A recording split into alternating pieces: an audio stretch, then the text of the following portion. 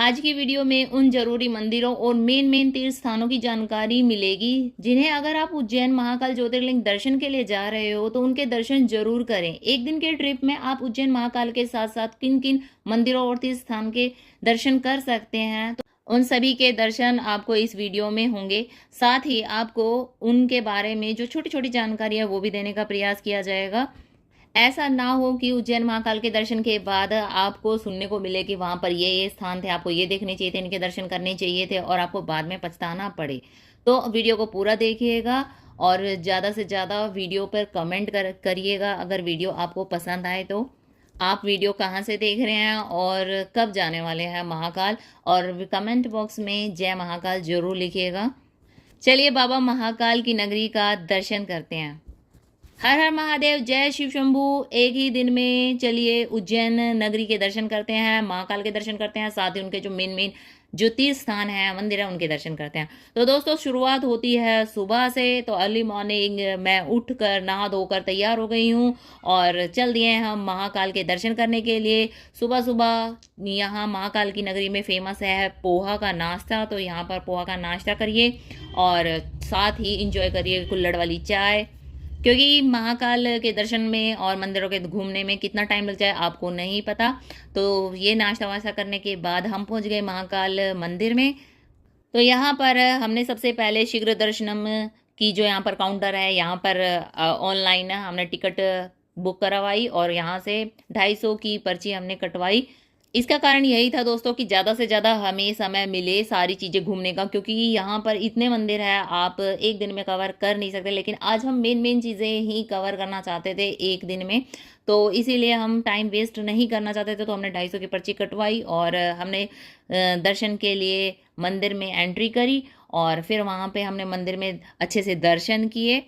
दर्शन के बाद प्रांगण में ही बंधवा लीजिए ये रक्षा धागा। ये जो रक्षा धागा है ये बहुत ही सुंदर लगता है हाथ में बंधा हुआ, और एक तरह की पहचान है ये महाकाल की। जो भी श्रद्धालु महाकाल के दर्शन करके आता है ना, उनके हाथ में या फिर वो प्रसाद के रूप में भी ये धागा जरूर लेके आते हैं। एक चीज़ हमें बढ़िया लगी कि ये जो धागा है ना रेशमी खुल जाता है, तो इसको चिपकाने के लिए इसको ग्लू से चिपका रहे थे।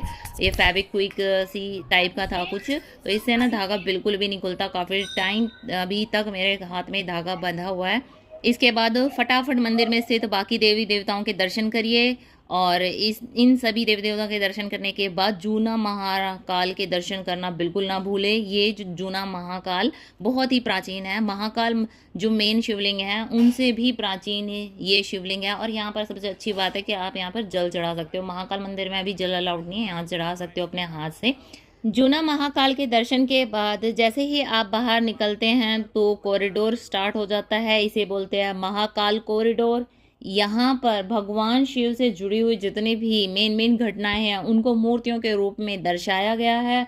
और यहाँ पर बहुत ही लंबा एरिया है, आप यहाँ साफ सुथरा है, आप यहाँ पर बैठकर आराम भी कर सकते हैं। पानी की व्यवस्था भी आपको यहाँ पर मिलेगी। महाकाल कॉरिडोर देखने के बाद जैसे ही आप बाहर निकलते हो तो अब आपको मेन जगह घूमनी है, तो इसके लिए आपको ऑटो मिल जाएगी, यहाँ पर टैक्सी मिल जाएगी। ये आपको मेन मंदिरों के दर्शन करवा देते हैं। तो चलिए सबसे पहले दर्शन करते हैं काल भैरव जी के।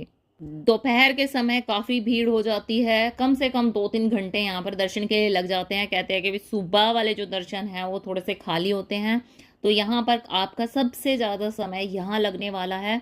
दोस्तों यहाँ इतनी भीड़ का यही कारण है कि काल भैरव जी को महाकाल का सेनापति माना जाता है और महाकाल की नगरी के ये रक्षक हैं। काल भैरव भगवान शिव भोलेनाथ के का ही रुद्र रूप है, तो यहाँ के दर्शन जरूर करें।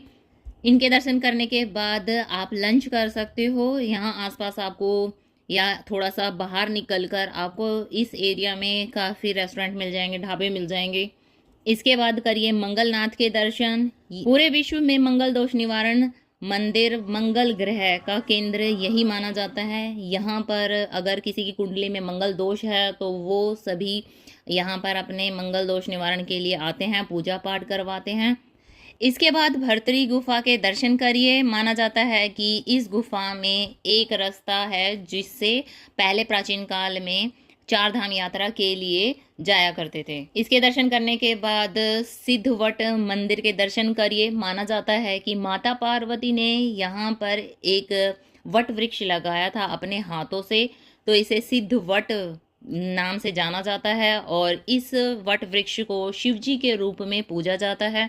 भारत में जितने भी 4 या 5 के करीब वट वृक्ष हैं जो बहुत ही ज़्यादा प्राचीन हैं, उनमें से ये इस वट वृक्ष का भी नाम आता है। तो अगर आपके पास समय है तो ये सिद्ध वट वृक्ष का भी आप दर्शन जरूर करें। तो दोस्तों अब दर्शन करते हैं शक्ति पीठ का। हाँ दोस्तों, अधिकतर लोगों को यह है जानकारी नहीं है कि यहाँ पर महाकाल अब शक्ति पीठ अपनी शक्ति के साथ यहाँ पर विराजमान है। उज्जैन में शक्ति पीठ भी है। माता सती के 51 शक्ति पीठों में से एक शक्ति पीठ उज्जैन में भी है और उसे बोला जाता है हर सिद्धि माता मंदिर। यहाँ पर माता सती की कोहनी वाला अंग गिरा था। इस स्थान पर आपको बहुत ही ज़्यादा पॉजिटिव एनर्जी महसूस होगी। साथ ही यहाँ पर ये जो दिए वाले स्तंभ हैं बहुत ही सुंदर लगते हैं। काफ़ी वीडियो में, रील में भी आपने देखा होगा। यहाँ पर शाम की आरती में 111 दीपक एक साथ जलाए जाते हैं और बहुत ही सुंदर लगते हैं ये। और आरती भी देखने लायक होती है। जैसे जैसे ये दीपक जब जलते हैं तो जितने भी श्रद्धालु हैं, दीपक की रोशनी के साथ साथ श्रद्धालुओं के चेहरे की चमक, उत्साह, जोश बढ़ता चला जाता है। इसीलिए आपको हर सिद्धि माता के दर्शन शाम को करने हैं, आरती देखनी है। भगवान भोलेनाथ से आपने सफ़र शुरू किया था और माता सती के दर्शन के साथ इस सफ़र को समाप्त करते हैं। इस तरह दोस्तों एक दिन में आप जितने भी मेन तीर्थ स्थान के दर्शन कर सकते हैं वो यही हैं। दोस्तों उज्जैन धार्मिक नगरी है। यहाँ पर बहुत सारे तीर्थ स्थान हैं, मंदिर है, लेकिन एक दिन में सभी के दर्शन करना संभव नहीं है। उज्जैन महाकाल अपने भक्तों को दूर दूर से दर्शन के लिए बुलाते हैं, तो एक रात आने की, एक रात जाने में लग जाती है। तो दर्शन के लिए उनके पास एक ही दिन बचता है। तो इसीलिए एक दिन में मेन ये तीर्थ स्थान अगर आपको जानकारी होगी तो आप ये सारी चीज़ें कवर कर सकते हो। अधिकतर श्रद्धालुओं को जानकारी नहीं होती इन तीर्थ स्थान की और उनके काफ़ी ये मेन जगह दर्शन छूट जाते हैं। जब वो घर जाते हैं तो उनको पछताना पड़ता है कि ये जो मेन जगह हैं वो भी उनकी छूट गई।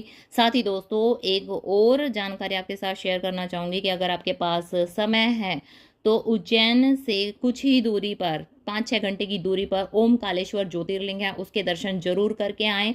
ओमकालेश्वर खंडवा जिले में है और ये है भी ज्योतिर्लिंग, जो 12 ज्योतिर्लिंग है भगवान भोलेनाथ के, उनमें से एक ज्योतिर्लिंग है।